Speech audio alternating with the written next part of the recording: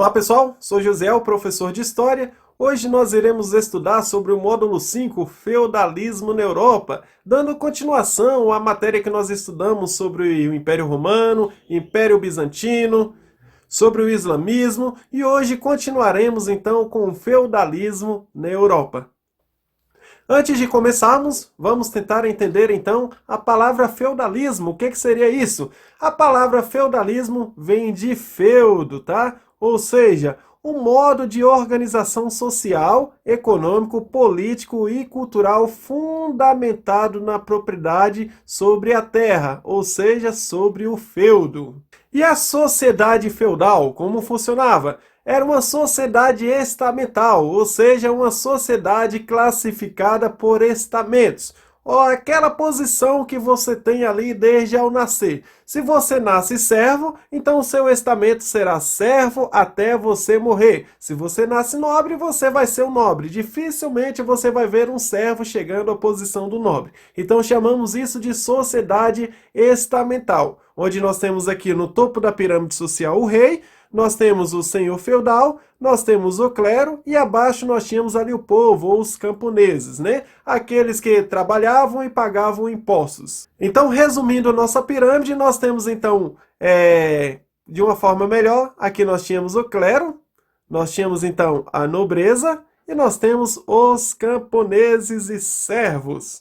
Podemos resumir ainda mais dentro de um pensamento de um poeta francês conhecido como Adalberon de Laon, onde ele diz que existiam os que rezavam, nós temos aqui o clero, existiam os que lutavam, nós tínhamos a nobreza, e existiam os que trabalhavam. Então, repetindo, a sociedade se divide entre os que rezam, os que lutam e os que trabalham.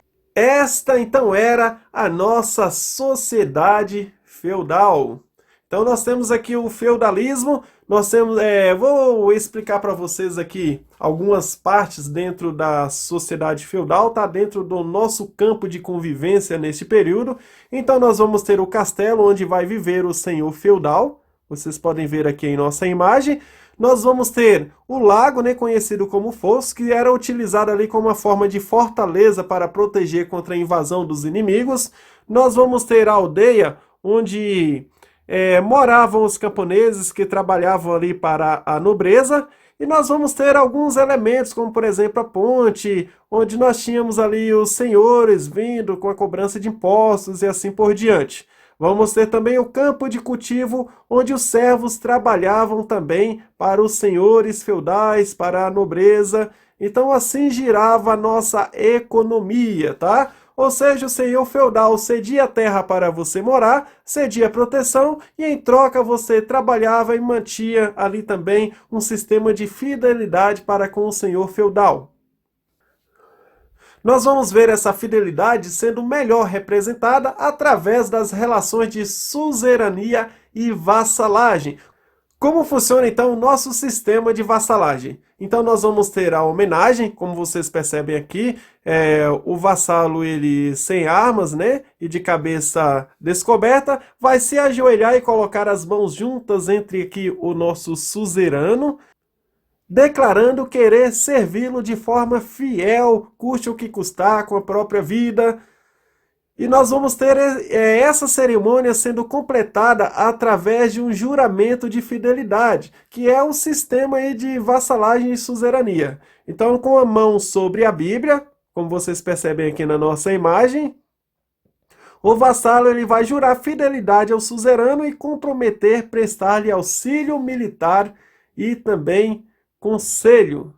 Após essa homenagem, após essa cerimônia, nós temos o seu fechamento através da investidura, onde o suzerano entrega ao vassalo um objeto que representa o benefício ou o feudo, garantindo-lhe a proteção para o futuro, como vocês percebem aqui em nossa imagem.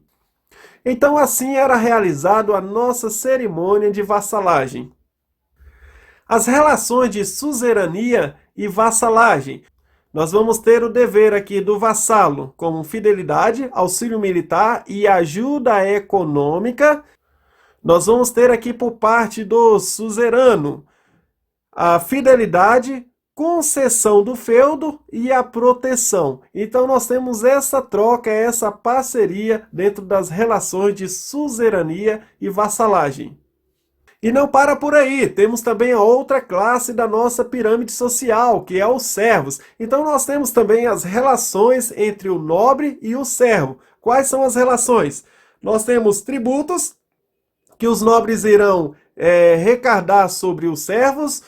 Dentre os tributos destaco para vocês a corveia, a talha, a captação, a banalidade, um outro tributo conhecido como a mão morta, a formarriagem, a albergagem, o dízimo, o tostão de Pedro. E para aperfeiçoar aí o seu conhecimento, para economizarmos um pouco de tempo, deixo uma atividade curtinha aí para vocês pesquisarem sobre cada um desses impostos cobrados aqui, tá beleza? Seguindo então nossa matéria, a economia feudal. Como funcionava a economia feudal?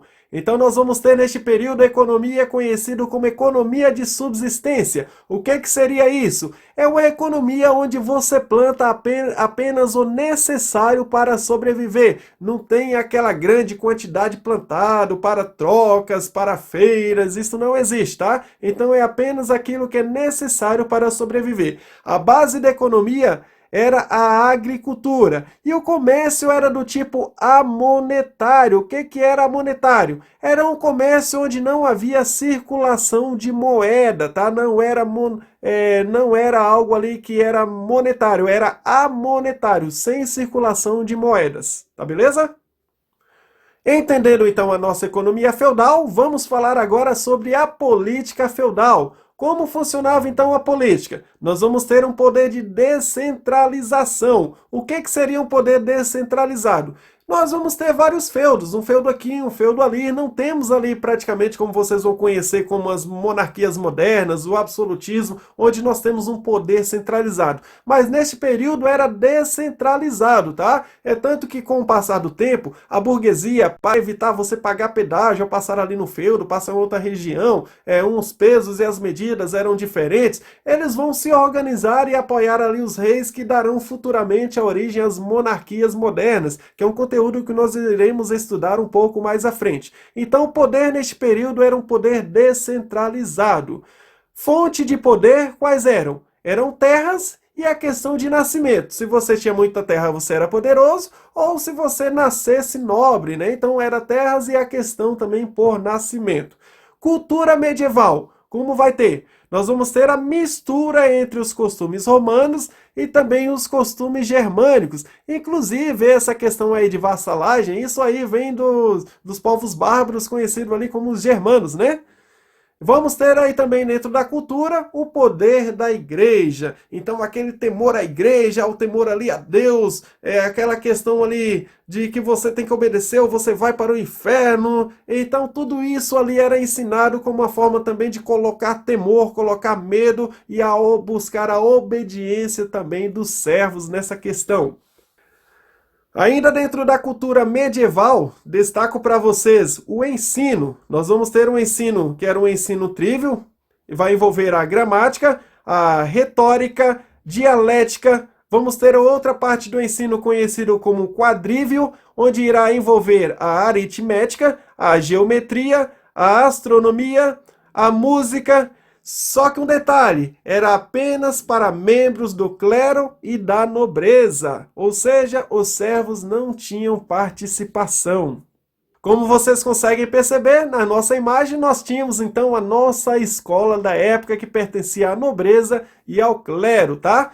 Na cultura medieval, destaco aqui para vocês aí grandes legados culturais, como por exemplo a língua do latim, que foi introduzida como uma língua principal da escrita. O latim ele acabou sendo misturado ali com algumas outras línguas que deram origem aí também ao surgimento de outros idiomas em nossos dias hoje, como o português, o espanhol e assim por diante. Destaco para vocês ali as novelas de cavalaria, onde deram origem ali o que você conhece hoje como os primeiros romances. Temos ali também os valores medievais, que eram a honra, temos aí a coragem e temos também a lealdade. Isso é muito bem visto através de um filme conhecido como Rei Arthur, ou essa lenda contada aí de gerações em gerações, a famosa lenda aí do rei Arthur. Você vê aí os cavaleiros, né, da Tábua Redonda, demonstrando ali a honra, a coragem, a submissão. Então nós temos aí essa lenda contando e exaltando justamente aí essas honrarias. Outra parte do feudalismo que nós destacamos na parte cultural são os castelos medievais, que serviam de fortalezas e residência. O castelo medieval, destaco para vocês aqui esse castelo aqui da França, tá? Como vocês conseguem perceber, nós justamente já tínhamos essa parte aqui do lago como feito de forma proposital, que servia também como uma fortaleza, onde vocês percebem aqui o acesso para chegar ao castelo dificultava então este lago. Desse lado nosso esquerdo, mostro para vocês aqui uma torre de vigia, conhecido como Atalaia. Do nosso lado direito temos aqui a torre de franqueio. Temos aqui na nossa parte frontal uma muralha de fortaleza. Temos aqui também acima o portão de entrada onde vocês conseguem perceber. Então era feito toda uma estrutura para que justamente essa residência real ela fosse ali protegida. Um outro castelo bem destacado aqui também é o castelo belga, onde vocês conseguem ver aí justamente a gloriosidade dessa estrutura, dessa arquitetura. Uma outra arquitetura bem famosa aí no período do rei Ricardo II, no ano de 1338, é este castelo aqui na Inglaterra. Ainda dentro da cultura medieval, destaco para vocês as cidades, com ruas estreitas, sinuosas, escuras e com poucos cruzamentos. Moradias elas vão variar de acordo com a condição social. Muitas cidades eram sujas, com esgotos, animais andando no meio das pessoas, a céu aberto, inclusive o rato andando ali entre as pessoas, isso era normal, tá? Cachorros, animais entrando ali para dentro das casas, ou seja, não tinham noção ali de higiene, de cuidados, essa questão social ainda não era aí discutida e ensinada. Por isso você vai ver que certas doenças elas vão começar a fazer parte e devastar, como é o caso aí da peste negra, né, que matou 1/3 de toda a população aí na Europa. Aqui mostro para vocês, por exemplo, aqui, onde rios passavam no meio da cidade, esgotos eram jogados, as casas eram muito próximas, ruas bem estreitas, como vocês conseguem perceber aqui, lixos eram jogados, aqui tá limpinho, que aqui já é uma foto mais moderna, mas lixos eram jogados ali nas ruas, então não tinha muito essa questão de higiene. E o outro papel cultural é o papel da igreja. A igreja medieval, por exemplo, em 391, vai se tornar a religião oficial de todo o Império Romano. Lembrando, o catolicismo era proibido, nós estudamos lá atrás na época do Império Romano.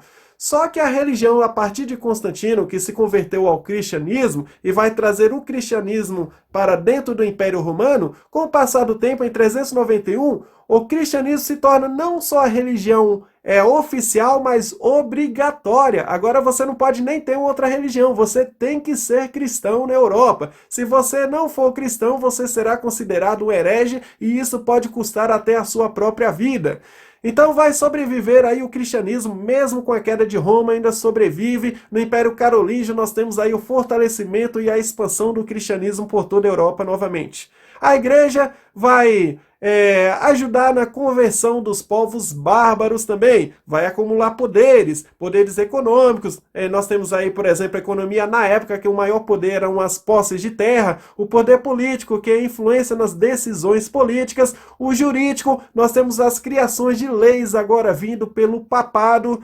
Então nós temos aí o poder social estabelecendo também padrões de comportamento moral para uma sociedade. Ou seja, aquilo que é certo ou errado é a igreja que está ensinando neste período feudal. Lembrando, você não pode discordar da igreja. Se você discorda da igreja, olha o que poderia acontecer com você conforme aqui na imagem. Nós tínhamos práticas de torturas cometidas pela igreja. Mas espera aí, professor, você está falando que a igreja torturava? Sim, é verdade, a igreja não só torturava, mas matava. Isso tudo era feito em nome de Deus, tá? Por isso que nós vamos ver aí na matéria do islamismo, que o islamismo tinha a sua parte radical, mas tinha a sua parte moderada. A igreja cristã é a mesma coisa. Começou com a parte moderada, mas com o passar do tempo ela se tornou uma igreja radical, uma igreja autoritária e uma igreja que eliminava a oposição. Então, o cristianismo, como religião única e oficial, não vai permitir opiniões e posições contrárias aos seus dogmas. Serão considerados hereges todos aqueles que desrespeitem e questionem as decisões da igreja. Como, por exemplo, vamos ter aí o período da Reforma Protestante, Martim Lutero, por exemplo, que pregou 95 teses na igreja de Wittenberg. Então, nós vamos ter ele considerado um dos maiores hereges pelo catolicismo. Século XIII, nós vamos ter a criação de um tribunal conhecido como Tribunal do Santo Ofício, ou seja, aqui vai entrar a famosa Inquisição. Você será julgado por crimes religiosos, sendo levados aí à morte, tá? Ou seja, você será julgado de heresias. Isso dava direito a você ser queimado em praça pública, queimado vivo, e entre outras formas de mortes também. Então é um período aí do feudalismo, onde a igreja romana, a igreja católica romana, ela esteve no controle, então, do poder político, religioso e social. A igreja medieval, ela vai ter grande importância para a preservação da cultura através dos monges copistas. Por exemplo, a Bíblia, né? A Bíblia que chegou até nós organizada, veio através aí dos monges. Conteve a violência dos povos bárbaros, a cultura na Idade Média foi muito influenciada pela religião católica, as pinturas, esculturas, livros eram marcados pela temática religiosa. Inclusive nós temos os vitrais aqui das igrejas, né? Então essas artes também chegaram até nós nos dias de hoje através da igreja medieval. Pessoal, então você vai encontrar aí os pós e os contras, aprofundem no conhecimento. Lembrando, a nossa explicação é uma explicação bem resumida. Não deixem de fazer uma leitura de todo o módulo 5 e realizando as atividades da página 51 até a página 56. Pessoal, até a próxima!